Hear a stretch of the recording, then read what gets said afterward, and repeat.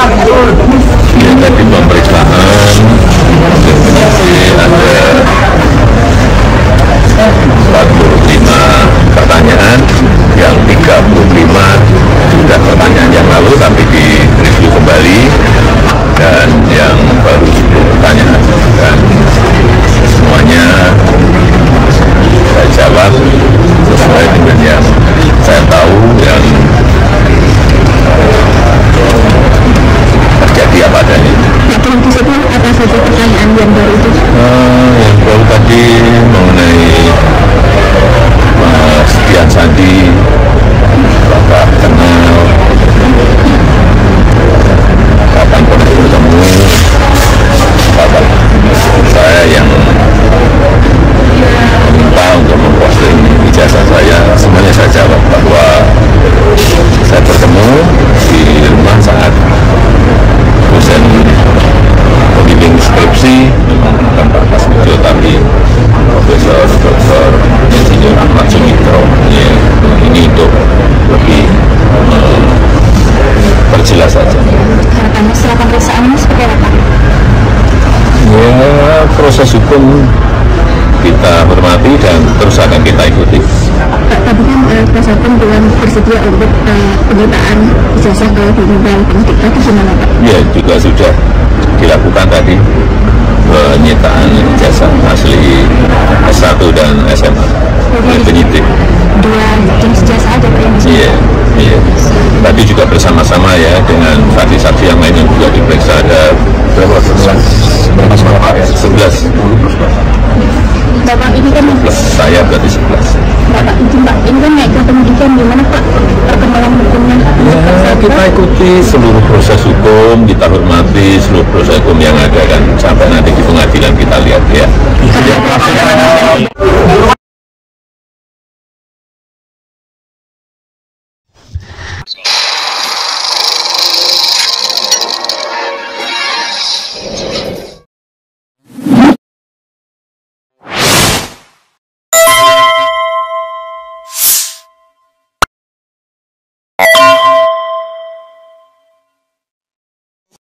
Assalamualaikum warahmatullahi wabarakatuh.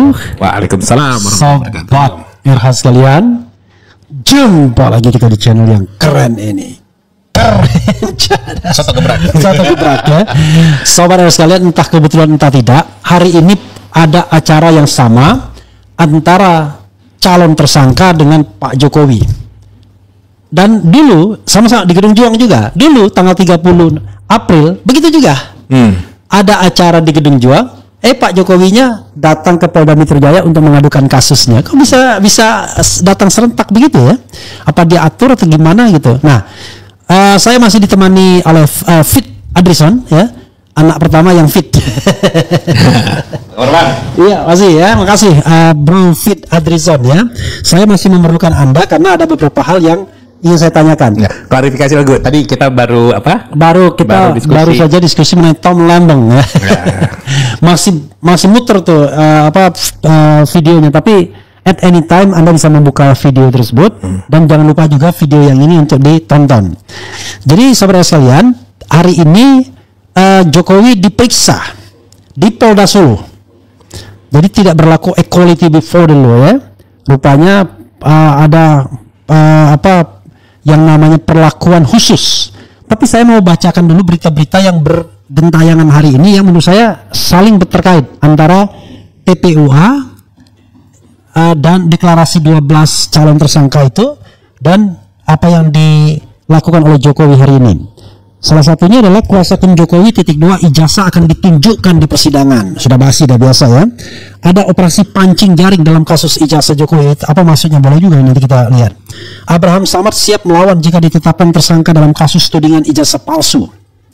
Memang agak kontroversial, tiba-tiba kok ada Abraham Samad. Bongkar taktik parcok di kasus ijazah palsu. Jokowi, Rismond ungkap kasus Jessica Wongso. Mengapa? Oke, ini selalu dia bilang Jessica Wongso dulu. Jokowi dapat layanan VVIP diperiksa polisi di Solo. Kubu Roy Suryo protes keras. Ini keadilan? Tanda tanya. Diperiksa 3 jam, Jokowi dicecar 45 pertanyaan soal KKN. Dian Sandi Utama dan dosen utama dan Kasmujo ya. Kemudian sama kurang lebih Jokowi diperiksa selama 3 jam 45 pertanyaan. Titik 2, ijazah UGM dan SMA disita penyidik. Oke, ini yang penting ini ya. Diperiksa 3 jam kasus ijazah palsu, Jokowi dicecar 45 pertanyaan. Pernyataan Jokowi usai diperiksa tadi sudah kita dengarkan. Ijazah Jokowi yang disita Polda Metro Jaya palsu atau asli? Ayah Gibran siap ikuti proses hukum. Luar biasa Ayah Gibran. Breaking news, Polda Metro Jaya sita ijazah sarjana Jokowi. Oke. Bro Frit jadi Fit ya kan? Ya. Fit pakai Victory ya kan? Tadi Kita lihat coba breaking news dari suara.com. Breaking news, Polda Metro Jaya sita ijazah sarjana Jokowi. Ini penting, kita baca dulu. Kenapa pentingnya? Nanti saya sampaikan. Suara.com, penyidik Ditreskrimum Polda Metro Jaya resmi menyita ijazah sarjana Jokowi dari Universitas Gadjah Mada UGM Yogyakarta. Ijazah itu disita saat penyidik memeriksa mantan Gubernur DKI Jakarta dalam kasus dugaan pencemaran nama baik di Mapolresta Solo Rabu. Penyitaan ijazah tersebut diungkapkan langsung Jokowi usai menjalani pemeriksaan. Ya, semua proses kita ikuti. Ijazah saya juga tadi sudah disita resmi oleh penyidik, kata Jokowi kepada awak media. Oke ya. Lebih lanjut, Jokowi menegaskan bahwa dirinya menghormati seluruh proses hukum yang sedang berjalan. Mudah-mudahan demikian. Dirinya berharap pemeriksaan yang dilaluinya bisa memperjelas persoalan dan mengakhiri berbagai spekulasi yang menyebar di publik. Kita kantongin juga. Ada juga 10 saksi lain yang turut diperiksa bersama saya hari ini. Kita tunggu dan hormati proses hukum ini sampai ke tahap persidangan, tandas dia. Pemeriksaan berlangsung selama sekitar 3 jam, dimulai pukul 10.30 WIB hingga menjelang pukul 14.00 WIB. Sebentar doang ini untuk puluhan pertanyaannya. Dalam pemeriksaan itu penyidik dan Ditreskrimum Polda Metro Jaya mengajukan total 45 pertanyaan kepada Jokowi. Ada 45 pertanyaan, 35 pertanyaan merupakan pertanyaan lama yang diulaskan ulang. Berarti tinggal asosiasi. Sementara 10 pertanyaan lainnya baru. Semuanya sudah saya jawab dengan jujur sesuai yang saya tahu. Semua terjadi apa adanya, ujar Jokowi ya. Ingat ya, sen kanan belok kiri. Sementara kuasa hukum Jokowi Yakub Hasibuan menegaskan penyitaan ijazah asli Jokowi mulai SMA maupun ijazah S1 dilakukan secara resmi oleh penyidik sebagai bagian dari pembuktian. Oke, ia menilai hal ini sebagai langkah penting untuk menjawab keraguan publik yang selama ini terus digaungkan oleh pihak-pihak yang meragukan keabsahan ijazah Jokowi. Langkah penyitaan ini adalah bentuk keseriusan dalam pembuktian hukum. Jadi nanti di pengadilan semua akan terbuka paparnya. Kalau selama ini masih ada yang bilang tunjukkan ijazah, sekarang sudah tidak bisa mengelak. Wah, luar biasa. Ijazah sudah disita resmi dan akan ditampilkan sebagai bukti di persidangan. Tinggal tunggu tanggal mainnya, tegas Yakub Hasibuan. Sebelum saya berkomentar ya mengenai hal ini, saya minta Bro Fit Andrison mengomentari berita ini dulu. Entah mau sebagai akademisi atau sebagai orang awam hukum, silakan. Yang paling penting apa kesan Anda terhadap berita yang baru saja saya bacakan soal penyitaan dokumen ijazah ini? Silakan. Terima kasih Bang. Satu disclaimer dulu, saya bukan ahli hukum. Oke. Saya adalah akademisi. Ya. Jadi saya akan bidang ekonomi. Dan saya sejak 2014 itu mengelola prodi dari 2014 ya sampai sekarang itu ketua departemen. Nah, dulu justru ketika beberapa tahun yang lalu ijazah palsu ini kasusnya ini menguat, ya, saya jujur nggak begitu mengikuti, ya, karena dengan prasangka baik harusnya sudah diverifikasi dan yang namanya ijazah palsu jika memang ada, apalagi untuk pejabat publik itu sangat-sangat riskan, ya. Nah, cuman berangkat semakin kesini semakin banyak yang kejanggalan. Nah, saya sebetulnya menganggap bahwa terkait dengan kasus yang dituduhkan palsu ini, ijazah palsu ini, sebetulnya tidak sulit untuk membuktikan. Kenapa? Setahu saya sampai tahun 85 itu ada kewajiban bagi mahasiswa untuk membuat skripsi. Ya. Nah, setelah skripsi itu diujikan dan lulus, maka sebelum wisuda mahasiswa itu harus menyerahkan revisi dan memberikannya kepada perpus. Ya. Nah, jadi kalau saya berpikir hematnya itu bukan ijazahnya yang dilihat, tapi cukup dari skripsinya. Ya. Kenapa? Karena kalau seandainya skripsinya ini ternyata tidak benar, alias bahwa ini bukan sesuatu yang dihasilkan oleh si A yang tertuduh, ya itu maka apapun. Jadi kalau dia tidak menyelesaikan skripsi, tidak ada skripsi, nggak akan ada tuh yang namanya ijazah. Nah, satu keanehan yang menurut saya adalah yang namanya skripsi itu ditaruh di perpus agar dibaca orang sebagai bahan referensi atau bahkan bahan untuk membuat penelitian baru atau penelitian lanjutan gitu. Nah, ketika ini yang saya lihat bahwa sulit untuk diakses, itu menjadi pertanyaan. So itu komentar saya, Bang. Tapi menurut bro pernah mengecek di pangkalan data ya, TDE ya, tesis ETD.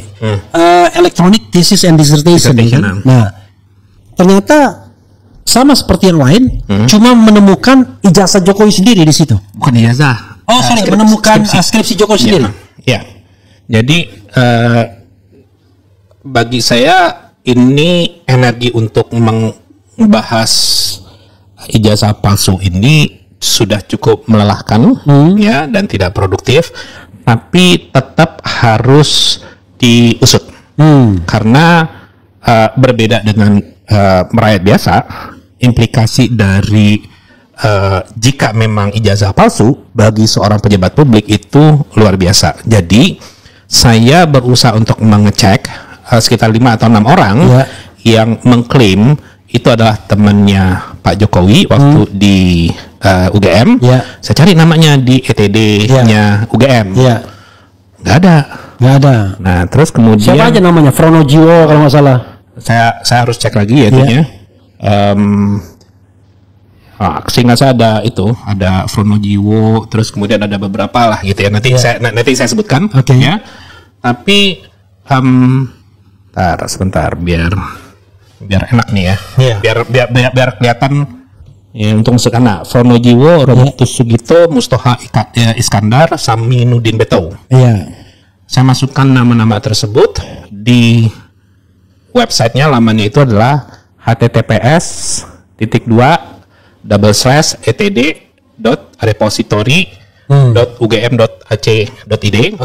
Saya masukin, tidak ada namanya. Nah, itu ya. Tapi Jokowi ada. Terus kemudian saya berusaha untuk masukin, ya udah saya search-nya adalah Fakultas Kehutanan dan 1985. Surprisingly hanya Jokowi saja yang ada. Di ETD. Di ETD-nya. Jadi Electronic Thesis and Dissertation termasuk skripsi ya, walaupun hanya beberapa halaman lembaran pertama yang tampil di sana. Bukan penuh. Bukan penuh. Kalau tahun berapa lebih asik lagi tuh. Tahun berapa? Anda menemukan? Saya ngeceknya itu sekitar bulan Mei kalau nggak salah. Lalu diupload tahun berapa tuh kira-kira? Ini saya ngeceknya itu bulan Mei tanggal 15. Ya, terus kemudian kalau diuploadnya saya tidak tahu karena saya bukan orang IT.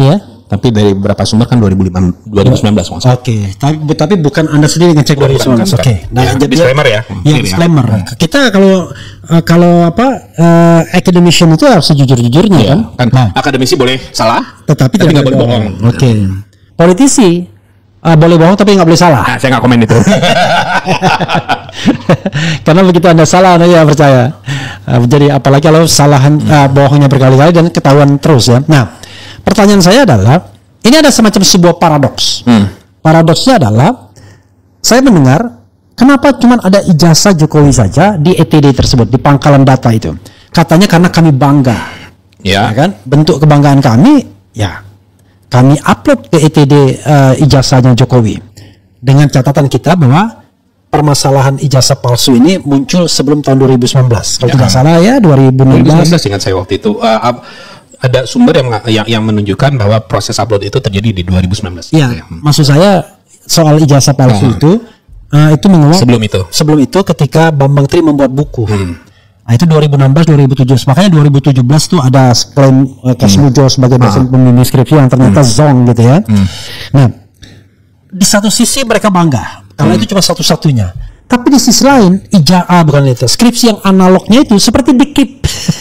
Itu kontradiksi menurut saya. Nggak boleh orang melihatnya. Bahkan Roy Suryo ketika datang ke sana, baru terakhir setelah otot-ototan ditunjukkan skripsinya dan akhirnya bisa dipotret dengan resolusi tinggi begitu.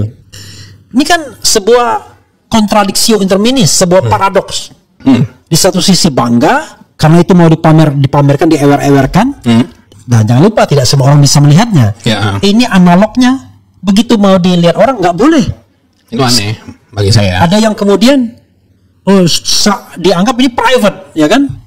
Mana ada skripsi private? Gimana pendapat Anda?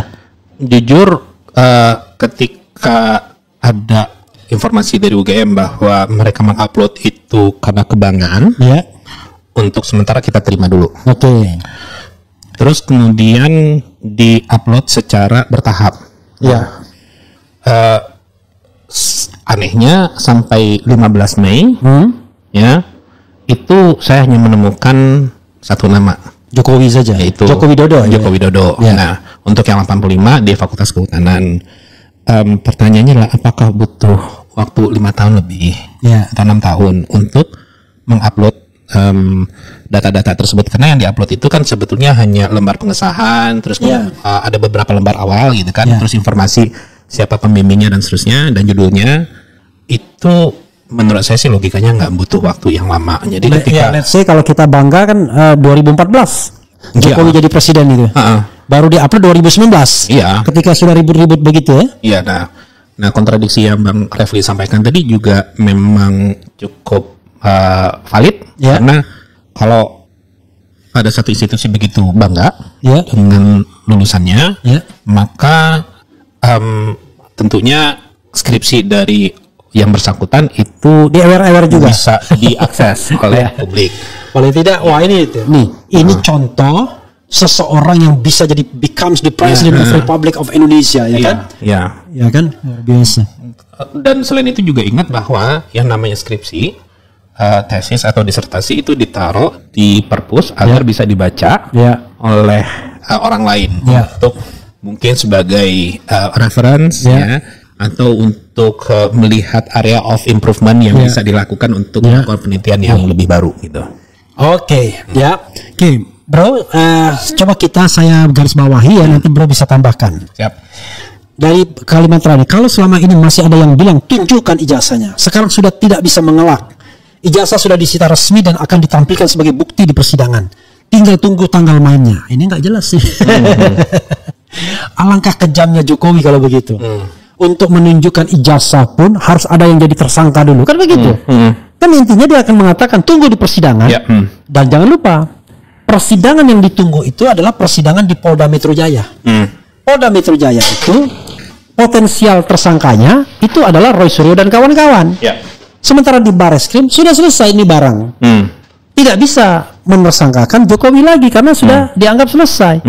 Jadi kalau kesimpulannya alangkah kejamnya ya Jokowi kan begitu. Hanya untuk menunjukkan ijazahnya saja harus ada yang ditersangkakan terlebih dulu. Ya. Kenapa enggak dia press conference sebelum dia serahkan ke Polda Metro Jaya? Kalau sekarang menurut saya malah kita harus balik. Ini taktik lagi dia main. Nanti dia akan bilang tunjukkan ijazahnya. Saya sudah serahkan kepada polisi. Begitu polisi, Pak Pol, ya kan? Tunjukkan ijazahnya, Pak. Tunjukkan ijazah. Oh, nggak boleh. Ini barang bukti. Nggak boleh diewer-ewer. Nah. Lalu digelar perkara khusus kagak ada. Allahu Akbar ya. Silakan. Ya, kalau makanya saya bilang tadi sebetulnya yang paling gampang itulah dari skripsinya saja. Ya. Itu udah benar-benar paling gampang. Ya, tapi begini, Bro. Ya. Ini kita bicara tentang delik pidana. Nah, itu yang saya bukan area Ya. saya gitu kan. Makanya saya menjawabnya dari si akademisi. Ya. Yang paling gampang cukup dari Ya. skripsi saja. Karena kalau delik pidana itu kita tidak bisa bicara analogi begitu aja. Jadi dalam pidana itu dihindari analogi. Kalau ijazahnya asli, kan gitu. Kalau skripsinya asli, ijazahnya mesti asli. Itu kan analogi. Belum tentu. Enggak, maksudnya itu analogi. Oh, analoginya. Iya kan? Tapi belum tentu. Iya. Dalam pidana kalau misalnya skripsinya asli, ijazahnya asli belum tentu. Makanya kalau dalam pidana ya langsung objeknya apa? Yang diperkirakan sebagai fake dokumen itu kan ijazah. Ya. Nah, ijazahnya itu yang harus betul-betul dipastikan. Ya. Nah, untuk memastikan ijazah itu fake dokumen atau tidak, ya analognya harus dihadirkan. Betul. Nah, ini contohnya ya. Ya. Kalau itu jelas Ini nih. jelas apa nggak nih, Bang? Jelas. Ini dari Georgia State. Georgia State ya. Nah, kalau ditanya, mana ijazahmu? Nah, ini ijazahku, ya kan? Saya nanti tunjukkan juga ijazah saya. Saya punya 4 ijazah. Satu S1 dari UGM, S2 dari UI, S2 lagi dari Notre Dame University, jadi double master, dan S3 dari UNAN, Universitas Andalas Padang. Kampung saya. Kampung Bro Fit. Pertanyaannya nanti ada, kok namanya beda? Nah benar, karena nama saya itu awalnya cuma satu kata, Harun itu nama bapak saya, dan saya udah ubah melalui penetapan pengadilan negeri Jakarta Barat. Jadi dokumennya itu nyambung ya, bisa diverifikasi. Bisa diverifikasi. 2011 saya ganti nama, tambah Harun di belakang. Sebelumnya cuma satu nama. Itu biasa untuk orang orang Sumatera biasa itu. Ya, dan itu tidak baik kalau kita keluar negeri. Keluar negeri susah. Nama depan kita jadi FNU, first name unknown. Ya. Oke. Itu pun sebenarnya tidak persis Refli nama depannya. Saya tidak bisa disclosure karena agak malu. Agak malu ya. Kenapa agak malu? Itulah yang menyebabkan saya ganti nama. Jadi jelas reasonnya jelas gitu. Sebenarnya ya kalau populer itu nggak ada masalah. Cuma sejak saya selesai kuliah, saya menggunakan nama Refli Harun. Refli itu nama panggilan. Baru tahu ya. Iya kan? Harun itu nama orang tua. Nama orang tua ya. Jadi itulah yang saya gunakan, dan itu akhirnya resmi 2011 saya ganti nama persis ya. Ada beberapa orang sih yang tahu nama saya aslinya ya. Yang saya malu mengucapkannya bukan karena kriminal. karena itulah. Karena kurang maskulin. Oke. Nah, jadi kejam sekali dia mau menunjukkan, tapi di persidangan. Artinya di persidangan itu harus ada tersangkanya dulu. Kan kalau nggak ada tersangka kan tidak akan ada persidangan, tidak hanya tersangka, tapi terdakwa. Bayangkan, kejam sekali ya kalau saya lihat ya. Oke. Ada lagi bilang begini, langkah penyitaan ini adalah bentuk keseriusan dalam pembuktian hukum. Jadi nanti di pengadilan semua akan terbuka paparnya. Pertanyaannya adalah meningkatkan perkara ini dari penyelidikan ke penyidikan pakai apa? Itu benar-benar saya nggak tahu. Kalau dalam hukum itu kan ada primary evidence kan, bukti utamanya apa? Kan harusnya bukti utama kan dokumen analog dokumen tersebut. Sementara Polda Metro selama ini mengatakan mereka tidak punya, yang mereka punya adalah fotokopi. How come Anda bisa mengatakan orang lain menyebarkan berita bohong berdasarkan fotokopi aja? Kan gegabah sekali. Dari sisi prosedur hukum itu aneh. Harusnya ini dimulai lagi dari nol tuh. Ya kan? Untuk kemudian proses penyelidikan dan penyidikannya. Penyelidikan dulu. Kalau ini kan kelihatannya udah di ujung-ujung, besok atau lusa Roy dari kawan-kawan akan bakal jadi tersangka. Oke. Kemudian ia menilai hal ini sebagai langkah penting untuk menjawab keraguan publik yang selama ini terus digaungkan oleh pihak-pihak yang meragukan keabsahan ijazah Jokowi. Ini masih kata mereka. Justru sampai sekarang belum terjawab keraguan tersebut. Kan kalau diserahkan kepada penegak hukum ya sama seperti Bareskrim kemarin. Sama, dan akhirnya sama Bareskrim nggak ditampilkan juga. Pertanyaannya adalah, bro, ayo kita gunakan logika akal sehat. Bukan, kita taruhan. Berani nggak Polda Metro Jaya menampilkan ijazah itu? This is a challenge. Berani nggak? Jadi dia tampilkan bahwa nanti dia umumkan tersangkanya si A, si B, si C, si D dan lain sebagainya. Lalu ditampilkan juber, ya kan? Ini ijazah aslinya. Selama ini berita bohong semua, kan begitu? Jeger gitu. Berani nggak?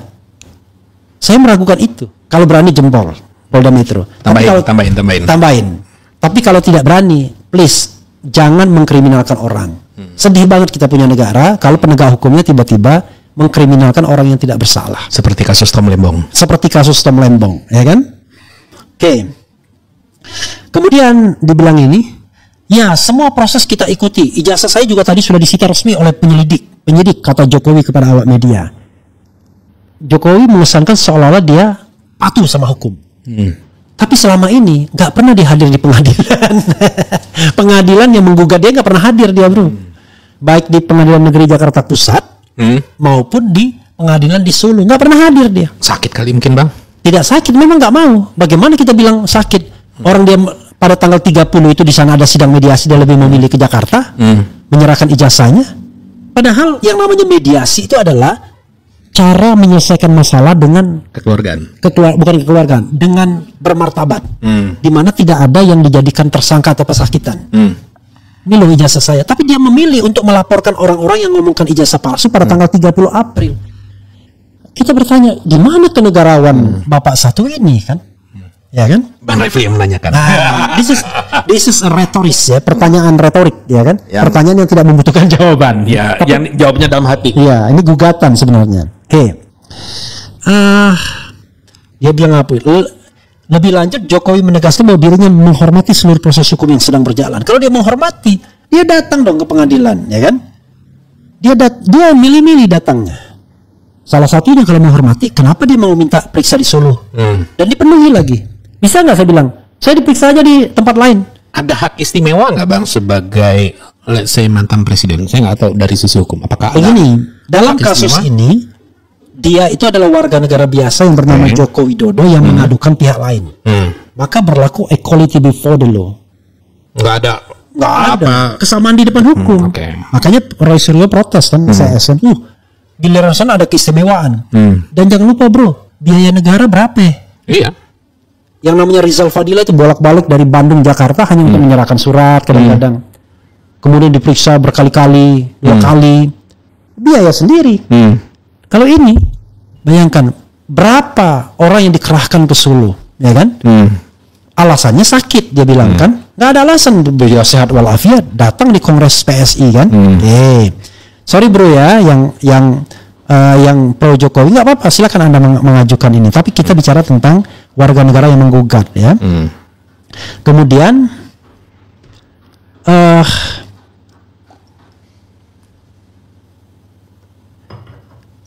oke, ini udah kurang lebih sama. Nah, pertanyaannya adalah satu, kalau kita lihat tadi statement dari Jokowi, dia tidak membantah bahwa ijazah yang di-upload Dian Sandi kader PSI itu adalah ijazah dia. Dia tidak bantah. Karena kalau itu bukan, dia akan bantah. Karena kalau dia membiarkan itu berarti dia membiarkan kebohongan dong. Dia kan nggak membantah. Kalau itu soalnya ijazahnya itu yang Dian Sandi itu yang resolusinya lumayan tinggi, maka ada a different opinion dari Roy Suryo. Itu yang harus dihormati. Dari Rizwan Hasyolan, bahkan dari sumber saya. Bahwa ijazah itu tidak identik dengan ijazah lainnya. Itu kata identik, ya kan? Tapi yang lebih parah lagi, Rizwan mengatakan fake. Itu palsu. Kenapa? Karena fotonya ternyata berbeda. Kemudian capnya itu tidak di atas jas yang hitam, tapi tidak terlihat ada lintasan cap itu setelah di digital forensik. Dan yang paling telak adalah kalau kita lihat secara kasat mata, itu ijazah itu berbeda dalam hal letak huruf. Letak huruf A di ujungnya. Ya, letak huruf A itu. Ya, sebenarnya bukan hanya A, tapi N juga, A juga. Dan itu kan kasat mata. Nggak perlu kita menggunakan ilmu. Sama begini bro, soal fotonya, coba ditampilkan fotonya. Foto wisuda, foto ijazah, dan foto Jokowi sekarang. Jadi ada konfirmasi dari mereka ini, Roy Suryo dan lain sebagainya, foto yang wisuda sama dengan foto yang ijazah. Rizwan mengatakan itu, Roy Suryo mengatakan itu, kemudian ada sumber saya, topi merah mengatakan itu. Tapi foto yang ijazah dan wisuda tidak sama. Nah ini, nih foto yang ini, ya kan? Jangan yang ini kita bilang. Foto yang wisuda, itu sama dengan foto yang ijazah. Tapi foto yang wisuda dan ijazah tidak sama dengan foto yang presiden. Nanti ada argumentasi bahwa kan orang bisa berubah tampangnya, gimana bang? Sekarang kita bicara tentang kasat mata. Menurut Dr. Tifa, ada hal yang tidak bisa berubah di diri orang. Gigi. Bentuk hidung salah satunya. Kecuali kalau dia operasi. Tapi masa orang operasi dari mancung bagus menjadi agak lebar kan nggak mungkin. Kalau dibalik bisa kan? Saya nggak komen. Nah, coba lihat di foto wisuda ini hidungnya mancung lancip, kumisan, bibir rada tebal. Beda sekali dengan yang di sini. Kalau ini ada pengaburan, kalau yang ijazahnya, makanya ijazahnya ini seperti ada pengaburan, dibilang ada seperti ada editing.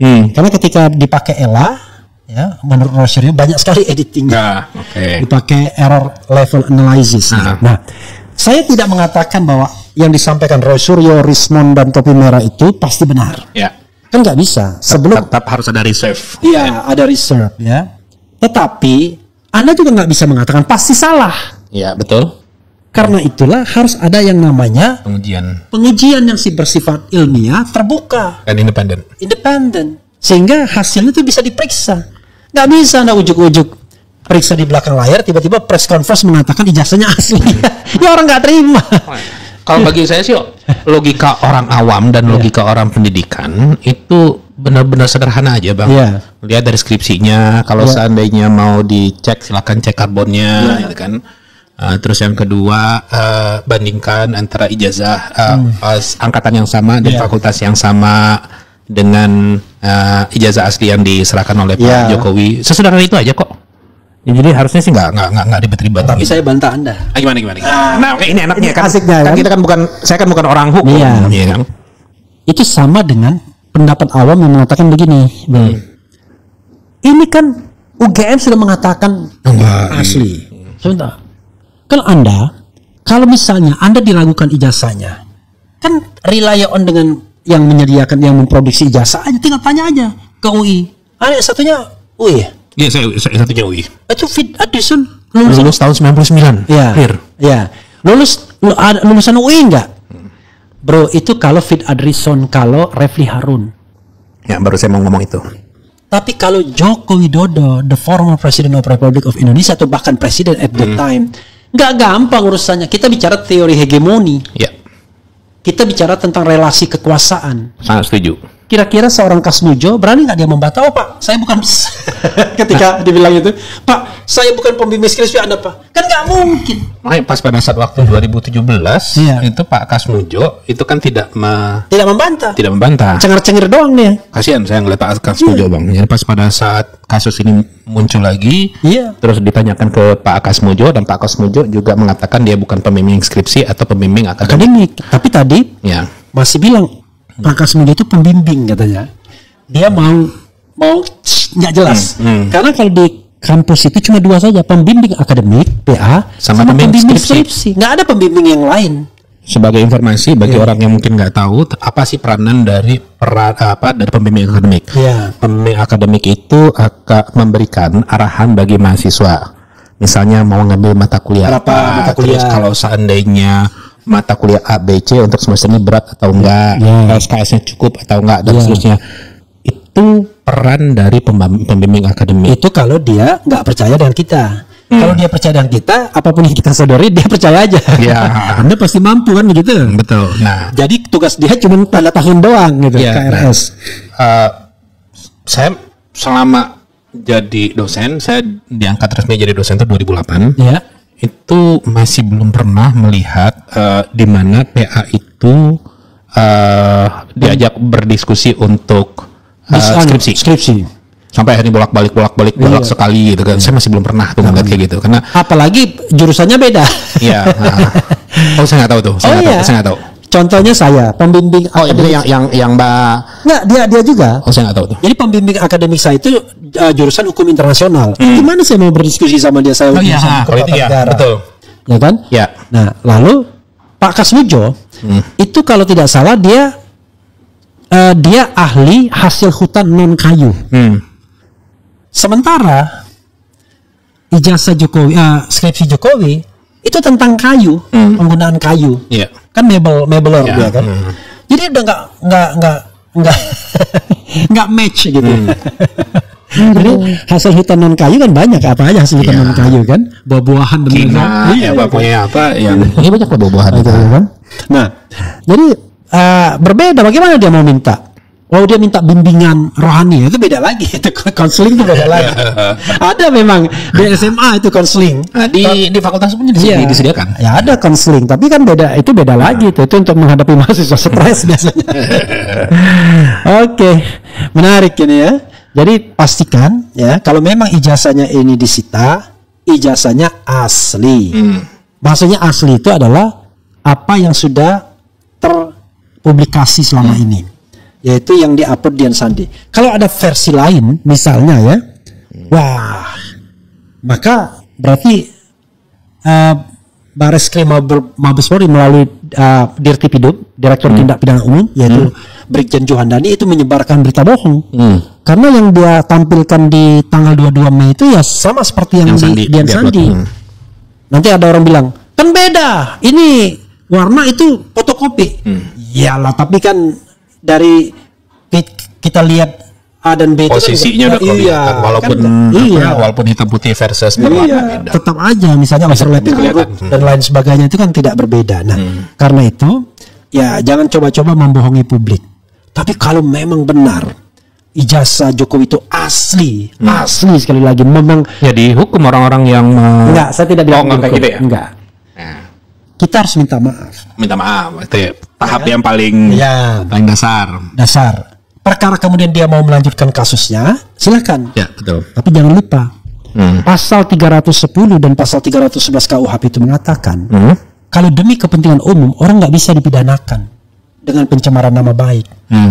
Karena Roy Suryo melakukan itu demi kepentingan umum. Mungkin itu bisa diargu, Bang. Kenapa? Diargunya adalah kalau Roy Suryo kan mengatakan bahwa ini adalah mantan pejabat. Ya.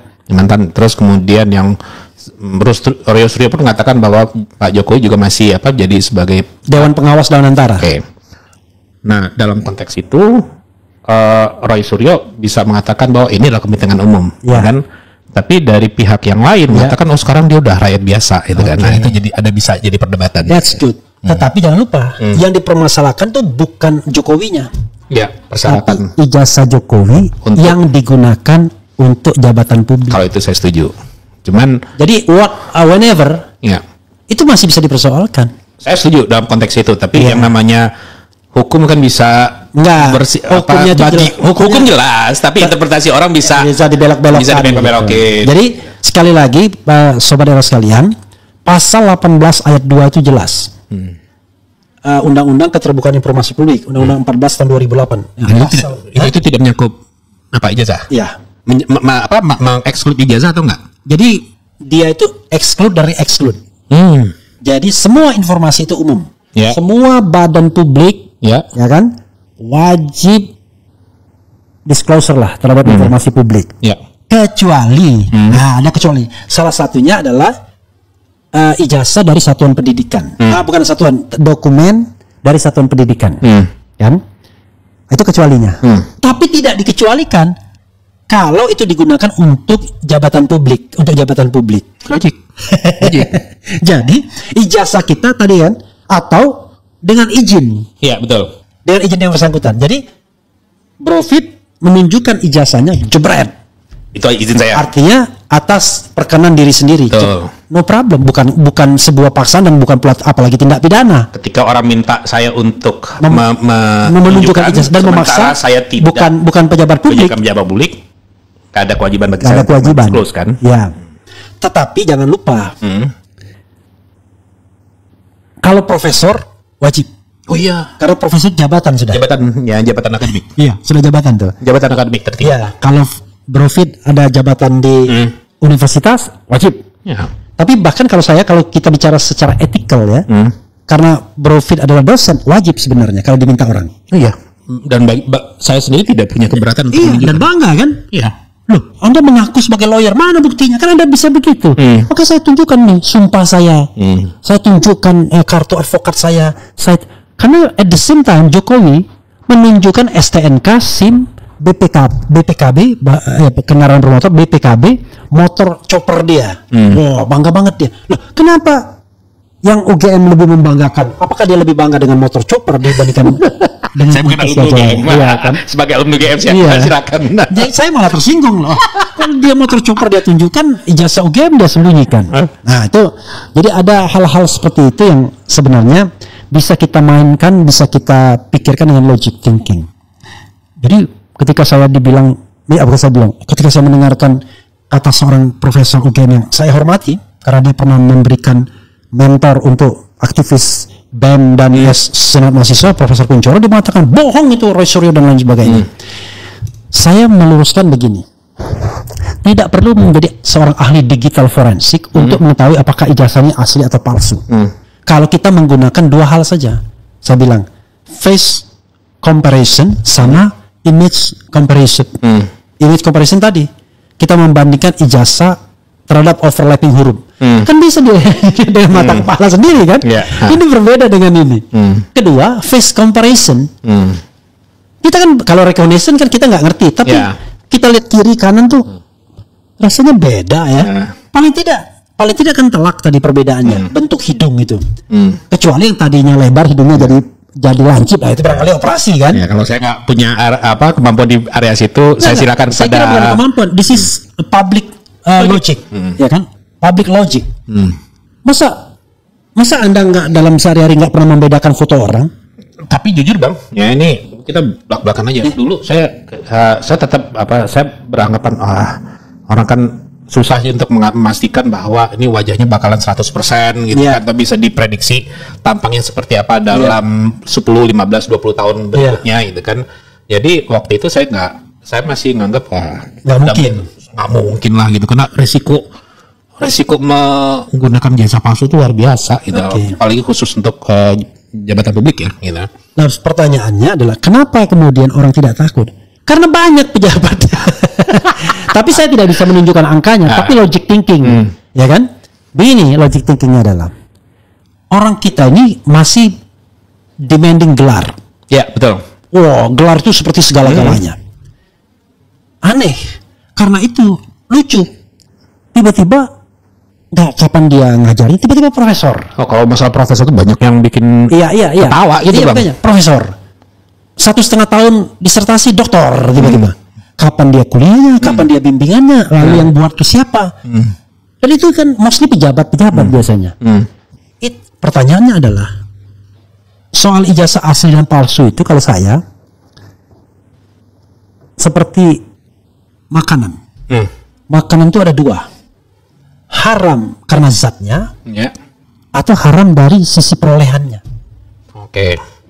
Ijazah begitu juga, haram dari sisi zatnya, atau haram dari sisi perolehannya. Ada ijazah asli diberikan oleh kampus tertentu, tanda tangannya benar, rektornya benar, tapi prosesnya nggak benar. Dia nggak pernah kuliah, nggak pernah bikin tesis, bikin skripsi. Analoginya bagus. Ya, ada universitas saya nggak nyebutkan. Banyak sekali dia menelurkan memberikan ijazah, mencatat alumni sekian. Tapi kalau dicek skripsinya hampir zong. Jadi dia ngasih kan yang penting bayar. Sama dengan orang bisa dapat profesor sekarang kalau kita bayar universitas kan. Ada juga kan pembela-pembela sana yang tiba-tiba universitas profesor ya kan. Padahal di bidang itu sejak dia tamat baru 9 tahun. Ini justru untuk profesor itu menjadi pertanyaan bagi saya Bang. Iya. Yang ini kenapa aturan itu jelas. Bahwa untuk profesor tersebut itu ada hukum yang harus dipenuhi dan ada beberapa syarat khusus. Salah satu syarat khusus itu adalah punya publikasi di jurnal internasional bereputasi. Ya. Nah, syarat berikutnya ya jam mengajarnya cukup. Jam mengajar, terus nanti ada juga komposisi antara pengajaran, penelitian, sama pengabdian masyarakat. Pokoknya tridharma perguruan tinggi. Nah, dari beberapa nama yang cukup tenar, beberapa kali saya cek itu sangat-sangat. Ya hampir kagak pernah ngajar. Tiba-tiba dia tercatat dan lucunya pengalamannya di bidang itu kadang-kadang kurang dari 10 tahun, mulai dari taman S1 sampai dia dapat gelar profesor. Ini anehnya karena ini ya, karena gelar profesor itu kan diurusnya nanti dari lektor kepala ke guru besar itu dikti yang mengeluarkan. Jadi ada pertanyaannya kok bisa gitu. Makanya Anda bisa bayangkan misalnya ada let's say misalnya jenderal yang baru saja tamat, begitu saya ketemu profesor sudah ternyata baru aja selesai. Tapi kan itu yang tidak lebih gawat lagi. Yang lebih gawat lagi adalah ketika masih menjabat profesor dia. Kapan dia ngajar? Kapan penelitian dan berapa kumnya itu? Untuk naik untuk pengajuan pertama asisten ahli itu jadi first author. Naik ke lektor ada harus first author juga, lektor kepala sama juga. Kok tiba-tiba penelitiannya gitu. Setahun 2 tahun jadi pejabat profesor dia, saudara. Itu kan itu untuk mengatakan bahwa betapa longgarnya persyaratan akademik di kita itu.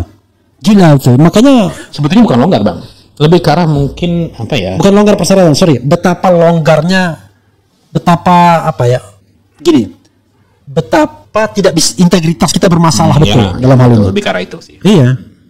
Nah, cuman tadi yang saya sayangkan dari universitas yang bersangkutan kehilangan integritas juga pejabatnya.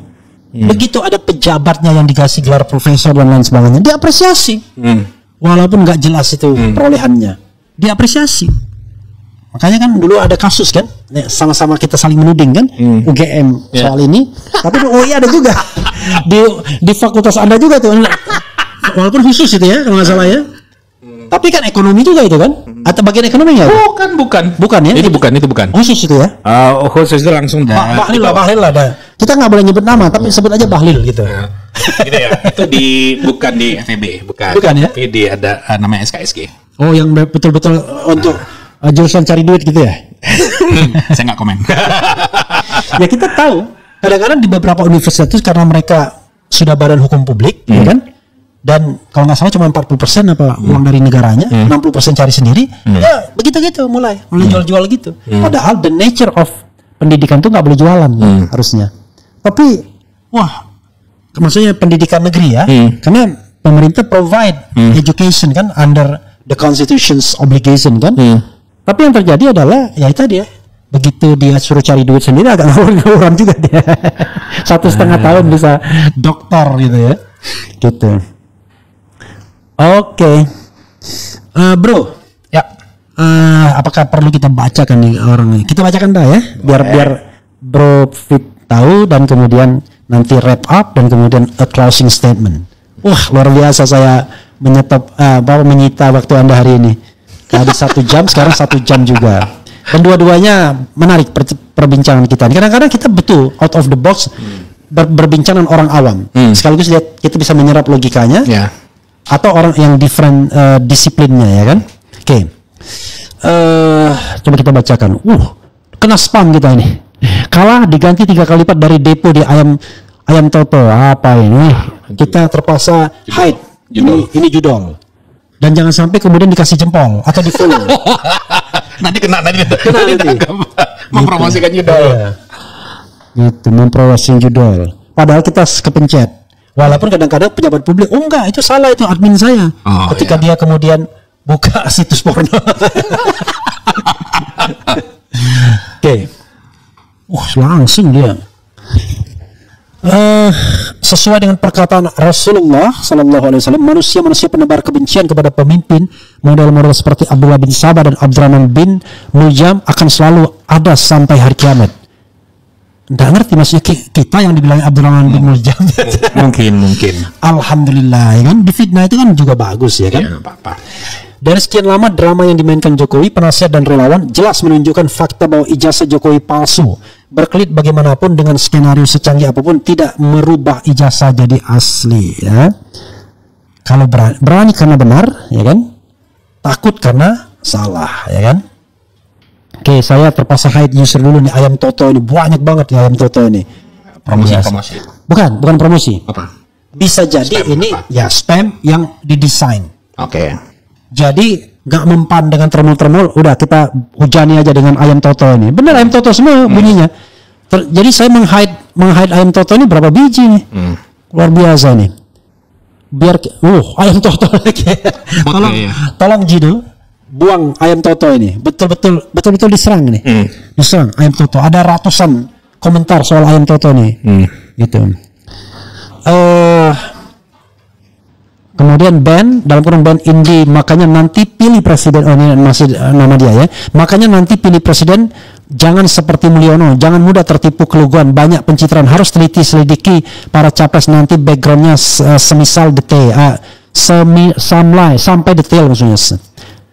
Dia nggak ngerti dia bahwa yang namanya pemilihan presiden itu kalau kita tidak ubah governance-nya, nggak bisa kita terpilih pemimpin yang jujur dan amanah. Kecuali orang memang sudah benar-benar sadar. Iya. Dan kecuali saya bilang ya mohon inilah doa yang sebaik-baiknya. Prabowo becomes an enlightened leader, pemimpin yang tercerahkan. Dia sadar bahwa pemilu-pemilu zaman kemarin-kemarin itu mulai dari tahun berapa itu ada pemilu comberan, pemilu yang dengan manipulasi. Anda kan juga jadi ahli di MK kan, saya jadi lawyer pemilu dengan money politik, dan diakui loh Hakim MK, bukan tidak diakui. Bahkan sebenarnya kita mau menang itu, hampir menang itu. Ada yang lucu loh Bang di putusan itu. Iya, kenapa? Coba dilihat deh. Apa? Bahwa statistik bisa digunakan untuk pembuktian, namun tidak untuk ya kasus kali ini. Oh iya. Ya, terus kemudian Pending kita. bisa digunakan setelah ada perbaikan. Ini statistik ini yang digunakan ini udah 60-70 tahun. Jadi sahabat sekalian, Bro Fit Adrison ini melakukan sesuatu yang paling disukai orang di Republik ini, yaitu melakukan kuantifikasi terhadap data-data yang sifatnya kualitatif, dan itu ilmiah, tapi nggak diterima oleh MK. Apa yang penting kita For this case, special this case, tidak diterima statistik yang sudah 60-70 tahun itu. Oke, bro, daripada kita bacain yang spam ini, berhasil Anda ya. Anda yang nge-spam saya berhasil karena saya nggak bisa bacain komentar. Silakan. Wrap up. Satu disclaimer bahwa saya bukan ahli hukum. Saya adalah akademisi yang kebetulan menjabat struktural di kampus. Jadi pandangan saya adalah dari pandangan orang yang mengelola kampus.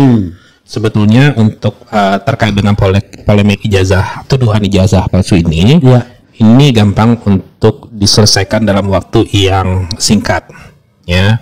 Karena bagi saya sih setidaknya ada dua cara.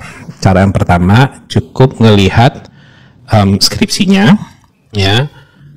Karena pada saat itu sampai tahun 85, setahu saya skripsi itu sudah menjadi kewajiban untuk orang lulus. Nah, skripsi itu biasanya dan harusnya itu ditaruh di perpus untuk bisa dibaca oleh orang sebagai referensi.